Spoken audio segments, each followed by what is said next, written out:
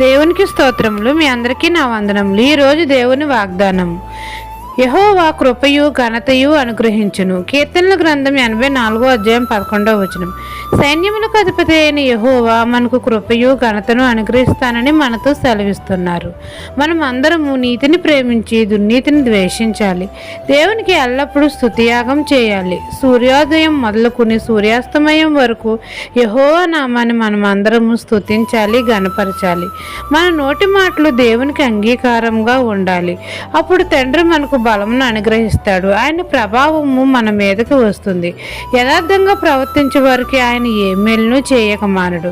మనం చేసే ప్రతి ప్రార్థనను తండ్రి సన్నిధికి చేరుతుంది. మనం మొరపెడితే మన తండ్రి అయిన యెహోవా ఆలకించి దానికి ప్రతిఫలము సమాధానాన్ని అనుగ్రహిస్తాడు. ఉదయమున తన కృపతో మనల్ని బలపరుస్తాడు. సంతోషకరమైన జీవితాన్ని ఇచ్చి మనల్ని ఘనపరుస్తాడు, మనల్ని అభివృద్ధి పరుస్తాడు. మన జీవితకాలం అంతా యెహోవా మనమందరికీ కృపయు ఘనతను అనుగ్రహిస్తాడు. ఈ దిన వాగ్దానం మీ నా జీవితంలో నెరవేరాలని కోరుకుంటూ దేవుని సువార్త పరిచర్యలో మీ సహోదరి. ఆమెన్.